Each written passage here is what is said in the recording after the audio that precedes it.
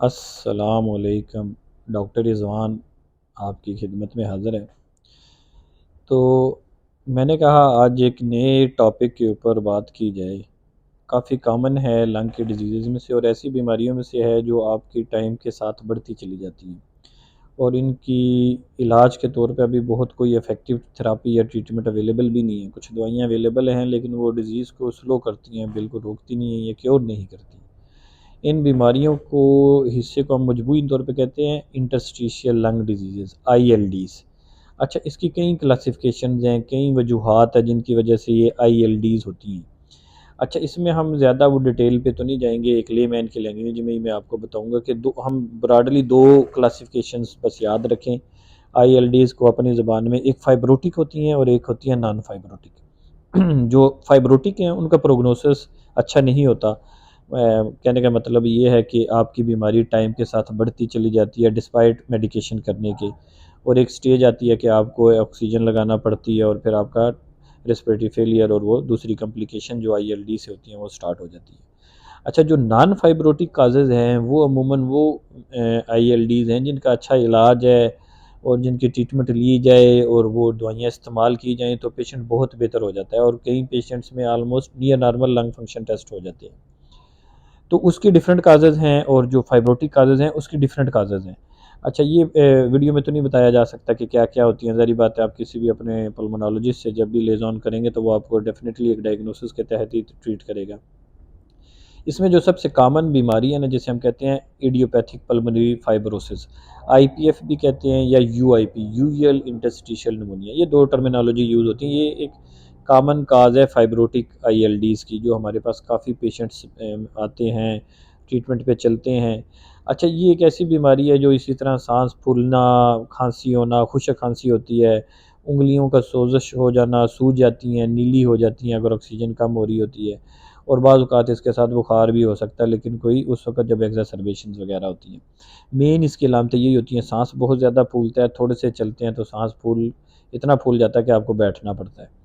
और कई पेशेंट इस बीमारी के हार्ट के डॉक्टर के पास चले जाते हैं कि लंग की वजह से नहीं, हार्ट की वजह से दिल के मसला कोई हो रहा है तो ये हमें मसला आ रहा है, हालाँकि वो होता फेफड़ों की वजह से है। इसको हम कहते हैं फाइब्रोटिक ILDs, UIP या IPF, इडियोपैथिक पल्मोनरी फाइब्रोसिस कहते हैं, क्योंकि इसकी अभी तक कोई वजह अभी तक मिली नहीं है। कुछ फैमिलीज़ में भी ये रन करती है, अगर आपके पेरेंट्स में हो तो आगे हो सकती है, फ़ैमिलियल टाइप भी इसकी है लेकिन काज़ अभी तक कोई सच पता नहीं है।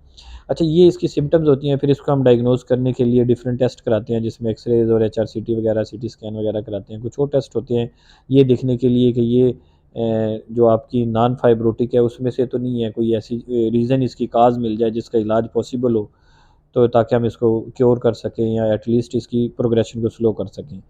और अगर हम सारी चीज़ें देखें अमूमन CT स्कैन के ऊपर इसका डायग्नोसिस बन जाता है, डेफिनेटिव आपको आइडिया हो जाता है कि यही IPF का पेशेंट है और इसकी ट्रीटमेंट आगे किस तरह से करनी है। अच्छा, इसके ऊपर भी फिर डिफरेंट मेडिकेशंस यूज़ की जाती हैं, काफ़ी ट्रायल्स हुए, काफ़ी इसके ऊपर वर्क किया क्योंकि ये बहुत ही डिबिलिटेटिंग टाइप ऑफ डिज़ीज़ है, प्रोग्रेसिव है, आहिस्ता-आहिस्ता टाइम के साथ बढ़ जाती है। अमूमन डायग्नोसिस के 5 साल के अंदर 80% पेशेंट इस बीमारी की वजह से फ़ौत हो जाते हैं। ये बीमारी इस तरह की है, इतनी डेंजरस हम इसको समझते हैं क्योंकि इसकी कोई अभी तक क्योर ट्रीटमेंट है नहीं है। इसमें 2 मेडिसिन कॉमनली यूज़ होती हैं, एक परफेनाडोन के नाम से आती है और एक निंटेडानिब के नाम से आती है। परफेनाडोन पाकिस्तान में आती है, निंटेडानिब पाकिस्तान में अभी अवेलेबल नहीं है। यूके वगैरह में अवेलेबल है, वहाँ पे हम देते भी होते थे। दोनों का ऑलमोस्ट सेम ही प्रोग्रेशन है। कुछ पेशेंट्स इसके ऊपर बड़ा अच्छा रिस्पॉन्स करते हैं दोनों के ऊपर, और कुछ पेशेंट्स इसके ऊपर बिल्कुल रिस्पॉन्स नहीं करते, उनकी डिज़ीज़ प्रोग्रेशन रहती है।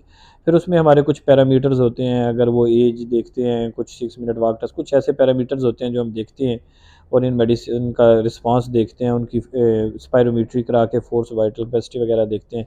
अगर वो आपकी ठीक नहीं होती तो इन पेशेंट्स को फिर हम लंग ट्रांसप्लांट की तरफ भी जा सकते हैं, वो भी इसमें यूज़ किया जाता है, लंग ट्रांसप्लांट भी। तो ये एक UIP या IPF के बारे में आपको बताना था कि ये एक ऐसी बीमारी है जो प्रोग्रेसिव होती है, टाइम के साथ बढ़ जाती है और बहुत अच्छी इफ़ेक्टिव ट्रीटमेंट भी इसकी अवेलेबल नहीं है, लेकिन आप अर्ली डायग्नोसिस करें तो ये कुछ दवाइयाँ ऐसी अवेलेबल हैं जो इसकी प्रोग्रेशन को बहुत स्लो कर देती हैं, और वो काफ़ी पेशेंट्स उसके ऊपर जो हम किताबों में पढ़ते हैं 5 साल तक जीते हैं, ये होता है, वो होता है, वो काफ़ी लंबा अरसा निकालते हैं उनके ऊपर। और एंड स्टेजेस पे फिर आपको एल्टॉड या ऑक्सीजन और हार्ट के ऊपर पल्मोनरी हाइपरटेंशन आ जाती है, तो उसके दवाइयाँ भी स्टार्ट करनी पड़ती है।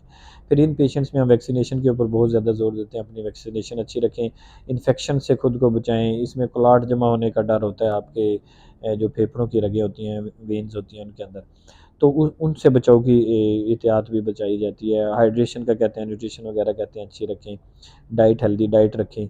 और जब भी आपको इसकी फिर एग्जासर्बेशंस के बारे में बताते हैं कि अगर ये सिम्टम्स आ रही हैं, मिसाल के तौर पे सडन सांस फूल हो रहा है, चेस्ट पेन हो रही है, कफ हो रही है, बुखार बहुत तेज़ होना शुरू हो गया है, सांस बिल्कुल नहीं आ रहा, तो फिर हम कहते हैं फ़ौरन से डॉक्टर से रुजू करें, क्योंकि ये इसकी एग्जासर्बेशंस की इंडिकेशन है और उसकी काज होती है। और उसका अगर आप टाइमली डायग्नोज कर लें, ट्रीट कर लें, तो आपकी प्रिवेंशन हो जाती है, आपकी मॉर्बिडिटी कम हो जाती है, मोर्टेलिटी कम हो जाती है।